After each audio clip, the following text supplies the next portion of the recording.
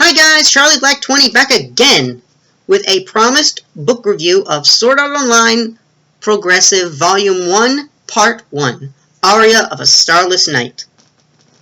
For those of you unfamiliar with Sword Art Online, it is the series of books where these players, 10,000 Japanese players in the year 2022, are stuck in this new virtual reality MMO where they are fighting for their lives, because if their avatar's health reaches 0, then their avatar and their real life body will die from the machine called Nerve Gear, which has them hooked up to power sources, as well as its own internal batteries, which will fry their brains if they die in the game. So, getting into it, we have Kirito, the former beta tester solo player, meeting up with the newbie player fencer Asuna, who tells him that it doesn't matter when they die, they will die. The only thing that matters is how they're going to die in this death game. That cannot be cleared. They haven't cleared it in a month since this game has trapped them. Kirito manages to save her life because she falls unconscious in the labyrinth after being in there for nearly 3 days with little rest. He pulls her out and lets her know about this floor boss meeting, where there's going to be a meeting between the frontline players, as they're called, about clearing the first floor boss and giving other players hope. The main leader is a man called Diavel, and he assumes leadership, and the 44 players, including Kirito and Asuna, form a raid party to go after the floor boss the next day to clear the floor. And we meet other characters like Kibao, who is another player who has joined the raid, who is sowing discontent between the regular players and the former beta testers who have knowledge and have seemingly taken all the good loot. We have Agil, who is saying, never mind the beta testers, we just need to clear the floor. We've all got the information from a former beta tester named Argo the Rat, who is another character within this book who brings us a lot of joy and is known as what is called an information broker. But basically, Kirito and Asuna are forced into a party together because they are basically singled out. A regular raid party is a number 7. There are 44 players. So they form a party of 2. And Kirito has to give Asuna information about how this game works, about how switching works and other party mechanics, because she is completely new to this. She has basically learned one skill and that's it. And so he gives her some bread to eat. He tells her where he's staying, which is at a farm, and she asks to use the bath there so she can enjoy a bath before she goes on this desperate suicidal mission of the floor boss. And so we learn that Kirito is dealing with Argo the Rat, who is acting as an intermediary for somebody who wants to buy Kirito's sword. And he's refusing, and he's getting bigger and bigger offers for his sword. And then Argo and Asuna meet by mistake. We will get into that with the details later. So they're going to the next day, they're going on their journey to the first floor boss. They have some philosophical discussions about, is it going to be normal, these kind of raids, these kind of journeys to go to the floor boss and fight them? Is this going to become normal life? And so when they get to the first floor boss room, Diavel is in command, and he assigns each team what to do, how to do it. They know how the floor boss is supposed to work because of the information from Argo the Rat's guide book. And the information she put in there, she says, will not contain information to this game if there are any changes. So she's basically revealing she's a former beta tester, just like Kirito. And so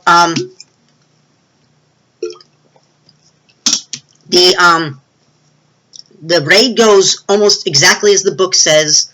until the boss reaches the final health bar.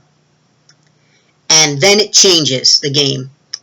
And the floor boss has a different weapon and a different style of fighting. And Diavel, trying to get the last kill bonus, the last hit bonus, is killed in the raid.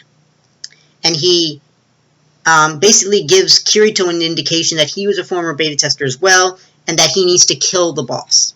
So Kirito takes command of the group, and basically fights the boss as a tank, while everybody else is gathering up their strength and getting out of the paralysis that has been done to them. Asuna joins him on the front, and they eventually finally manage to defeat the boss. And this is where once the victory is assured, sorry, it turns out that Kirito got the last hit bonus as well. And then there's a problem, because there's a scream from Diavel's friends that Kirito let Diavel die, that he knew about the boss, that he knew there was changes, because Kirito was the first one to jump out and say something, and that Argo's guidebook is a lie, that there's no way Argo the rat would give away information for free, she's probably a tester, and Kirito, to save all the former testers from being ostracized, those that are left, he takes on the mantle of this evil guy, of being this cheater beta tester, which forms into a beater. So he says, I am beater, don't confuse me with those other noobs, including the old beta testers, you guys have more skill than they did. So he takes on all that hatred himself. Only Agil, and especially Asuna, realize that he is just becoming this lightning rod of hatred out of necessity. Not to mention that he is a solo player, he doesn't feel he has much to lose. And so he heads up to the second floor, telling everybody, if you have any guts, you'll come with me. And only Asuna follows him in the end, and she's delivering two messages. One from Kibao, and one from herself. And Kirito gets up to the second floor, and the book ends with him opening up the floor for everybody. So that is the broad outline of the original story. Now we're going to get into details. So what's going on is that when Kirito meets Asuna for the first time, he sees her using a sword skill called Linear. And it's a fencing move. It's very good. It's only one sword skill, meaning it only takes one move. And he sees that she's using it continuously to kill her enemies, which are these kobolds. I'm not exactly sure what they look like, but they're basically demi-humans, you could say, or monster humans. And he comes out when he sees her, and he says, listen, he doesn't know she's a girl at first, and he comes out and he tells her, you know, you're being very inefficient. You're overkilling your enemy. And Asuna doesn't know what that means. She's a newbie, and she asks him, what do you mean inefficient? And he basically explains, well, you could have killed that thing with its final health bars with only a regular sword move. You didn't have to use a linear. You're wasting your moves. You're wasting time, and you're putting way too much power behind some of your attacks when you don't have to. And she's like, what does it matter? What does it matter? And he's like, well, if it's your style, it's fine, but it's gonna get you killed. Because she's dodging all these attacks with no armor on. And she's basically barely avoiding getting hit. And her cape that she's wearing, her cloak, is basically covered in rips and tears and holes. So she's been avoiding a lot of hits, very barely. And Kirito basically says, well, you need to get back to town, right? You need to go back home. And she's like, I take naps in the safe zone. And she's been using that as the way to get sleep, like 2 or 3 hours of sleep a day at most. She's been in the dungeon for 3 days straight, just fighting enemies. And he is flabbergasted at this. And so he's like, you're going to kill yourself at this pace. And she's like, what does it matter? We haven't even cleared the first floor after a month. Over 2,000 people are dead. We can't get out of here. It only matters when and how we die. And then she collapses from exhaustion. So Kirito somehow gets her out. We don't learn in this book how he managed to get her out of the labyrinth because the game has strength settings. So, like, how did he get her out when he can't carry another player with his strength setting? We find that out later. But when Asuna wakes up, realizing that she's alive, and she sees him sitting over by a tree nearby, she says, "You shouldn't have saved me." And he says, to her surprise, he says, "I didn't save you, I saved your map data. If you've been in there for 3 days, you've mapped out a good portion of that labyrinth, and I didn't want it to go to waste." So she's flabbergasted at this. She's like, I can't even argue with that. So she just says, "Here's the map data, go away." And he says, "Well, listen, Spencer, before you go back into the dungeon, why don't you come to the first floor boss meeting that's happening at the town of Toban? We're going to try to clear the boss." And so they go down to Tobana, and Asuna says she can't believe there's so many players ready to go to this fight. And Kirito's like, it's not even a full boss raid. But then he remembers, well, these people are probably at the most risk of death, but also, so they might be the bravest, but a lot of them, just like himself, as he says, don't want to be left behind on the front, out of the frontier, meaning that they don't want to feel as though people are getting ahead of them in this game. So the gamer mentality is still there, that we don't want somebody to get ahead of us. We want to stay strongest. And so the boss meeting begins with Diavel jumping out and revealing himself, calling himself a knight. And somebody tells him, hey, you wanted to be a paladin, didn't you? And Diavel's got this blue hair, which is obviously a in-game dyeing, because your regular bodies look the same as they do in real life. And so Kirito thinks that Diavel looks familiar, but he's not sure. And Diavel goes into this speech about how they found the first floor boss, how these 44 players, we're the strongest, we're the toughest, we have to show them that this game can be cleared after a full month. We can clear this, and we can show this game can be beaten. And that's when Kibao steps forward, and he says that before they make nice with everybody and do this boss raid, that they need to confront the beta testers that are there, that are probably hiding among the regular players. And they need to get down on their knees, beg for forgiveness, and give up all the loot that they've gotten from their abandoning the original players, the new players, and taking all the good quests, taking all the good loot. And that's when Agio steps forward and says, listen, I don't know about the loot, but all the information was there for free in this Argo the Rat guidebook. You get them for free at the town merchants. For free. And Argo the Rat is known for not giving up information freely. In fact, she had just talked with Kirito about selling his Anneal Blade +4. And that means that his sword is upgraded 4 times in certain aspects, like heaviness, strength, durability, sharpness. There's a lot of gamer terminology in the book, very much so. So it gets very interesting in that sense. And Argo said that there was somebody trying to buy his Anneal Blade for 29,800 coal. That's the currency, coal. So 29,800 coal for his Anneal Blade +4. And so she is doing this as an intermediary to buy his sword for this player. And she's also taken a commission from that same player to hide his identity. So if Kirito wants to know that person's identity, he has to up the bid and say, I'll pay this much to know their identity. Argo will go back to them and say, they're paying this much to know your identity. Do you want to up the bid? So she's known as Argo the Rat for that reason, as well as having these whiskers on her face. This paint of some kind making whiskers like a rat. And so Kirito, after the boss meeting, and has been paired up with Asuna out of, again, necessity. There's no one left who are going to buddy up with them. They form a party, and he says that I'll explain. He meets over. He finds her sitting by a fountain. He asks if he can join her, and they're eating this really bad, this black bread that Asuna really hates. The only reason she's eating it is because her body is demanding that she eats in the virtual world.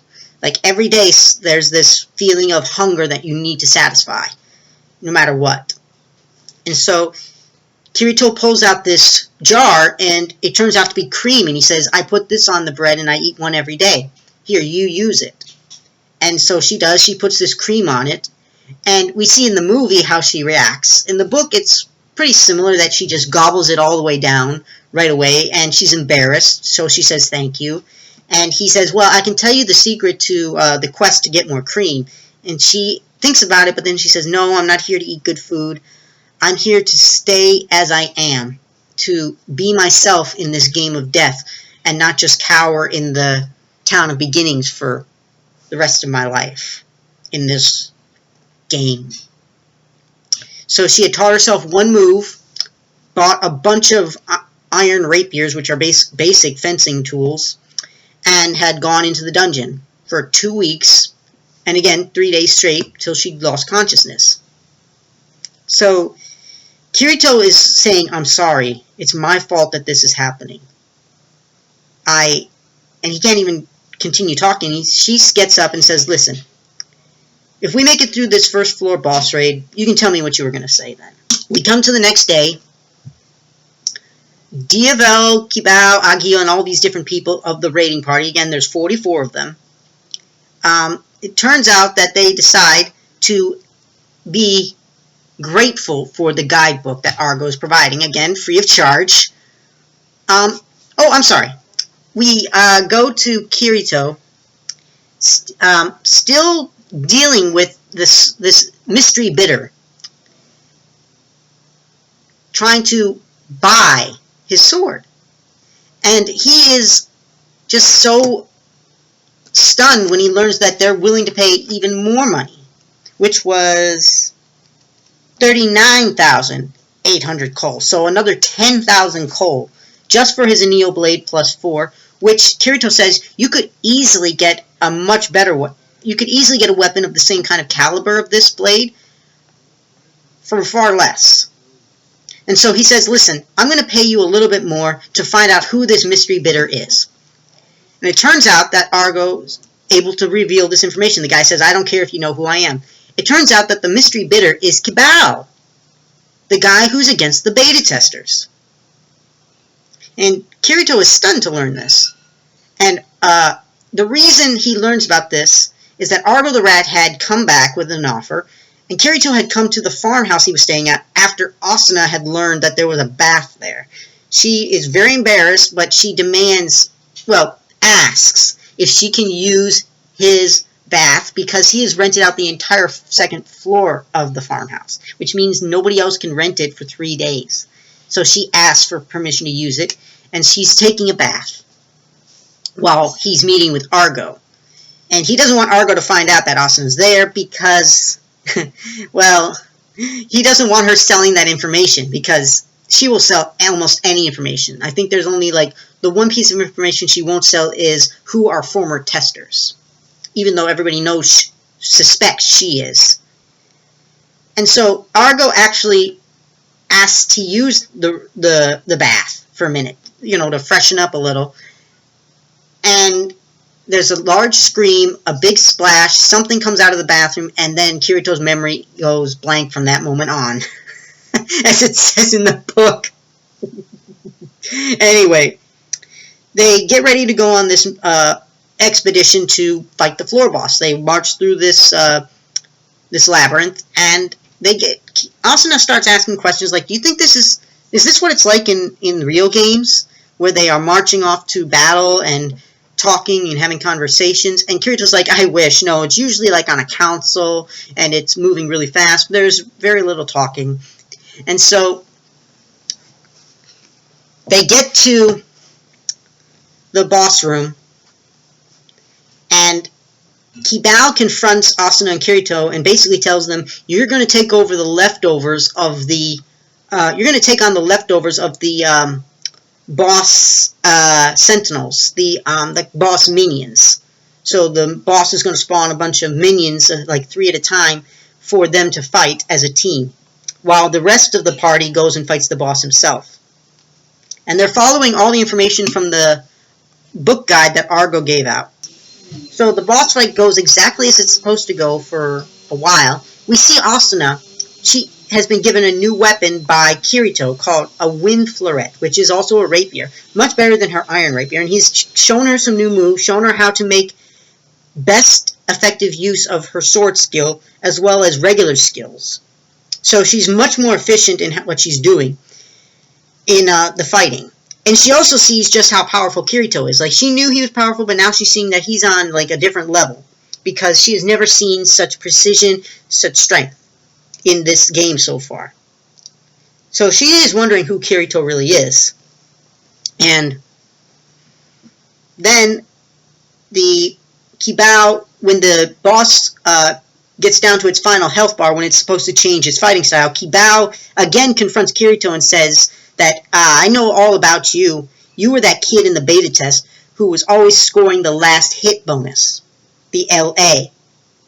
Which Kirito was apparently renowned for sneaking LAs, last attack bonuses, on floor bosses, which meant that he charged up as much of his sword skill as he could and hit when the boss had the least amount of health.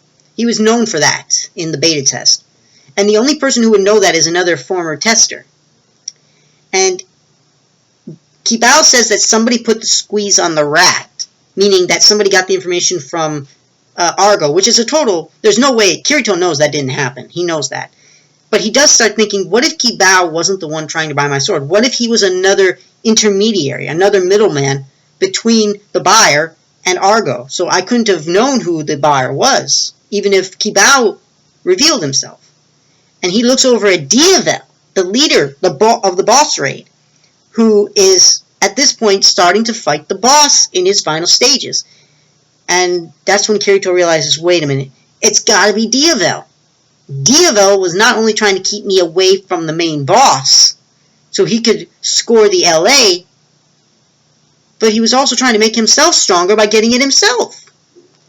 And unfortunately, that's when Kirito notices that the boss has a different weapon than it's supposed to, and it's using different attack skills. Attacks he's seen on levels much higher, level 9 to be exact, which become very dangerous, because the boss uses what is known as an area of effect, or AOE attack, so that when he hits the ground, there's a circle around him when he's surrounded by players that stuns them, paralyzes them, if they're not ready for it. And Diavel is one of those that gets paralyzed. And the boss goes after Diavel because he's closest, uses an attack skill on him. And Diavel tries to fight back, but it's too much. He is hit multiple times, and as his health bar goes down very quickly, no time to get a potion, he looks over at Kirito, and he mouths at him, "Kill the boss." And then he disappears into pixels. They have lost their leader. People are starting to panic. People are getting scared. Kibao yells out, "Diavel, how could you die? You're our leader." So Kibao had no idea Diavel was a beta tester. And that's when Kirito basically takes command. He orders everybody to get back, don't surround the boss. He starts going after the boss as a tank, even though he is what is known as a DPS, a damage inflictor. He's supposed to inflict the damage, not soak it up. So he's parrying the boss's blows as best he can, trying to predict them, and he's using all of his gamer senses that he's got to fight this boss. And eventually, he does get hit. He does make a mistake, and he gets hit. Asuna takes off her cloak to get everybody's attention, because now everybody sees this beautiful girl and this fencer, who is pretty good, honestly. She's very, very powerful. And she joins Kirito on the front line. Agil shows up and blocks one of the attacks. And they start doing these things called pot rotations to heal everybody, where they drink these potions and they go up, their health goes up a few pixels at a time. So it doesn't happen instantly. It goes a little bit at a time with these potions, and you have to switch out players from healthy to those that need potions to those that are paralyzed. And finally, they get the boss down to like its last fourth or so of its pixels.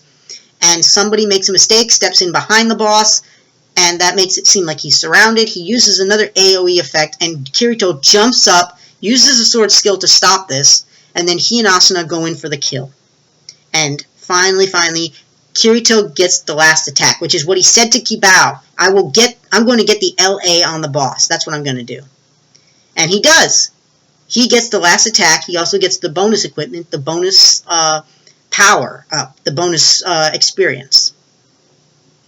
And that's when there's a celebration at first. Agio congratulates Kirito on his leadership, on his swordsmanship, and everything seems to be going well. Everybody's cheering. And then a scream rings out, Diavel, how could you let him die? And it turns out it's one of his friends, one of Diavel's friends from his original party by the name of Lind. And he's like, you knew the boss's attacks had changed. You were the first one. How did you know? And he starts accusing Kirito of being a former tester. And it seems like his group knew that Kirito was probably a tester, but they didn't know for sure. But Agio and Asuna try to defend him, saying, how could he have known? He had the same guidebook as us. How could he be a tester? And Lynn's like, well, no, then Argo's the one who lied. Argo wouldn't give away that information for free. She's probably a former tester too. She's lying to us.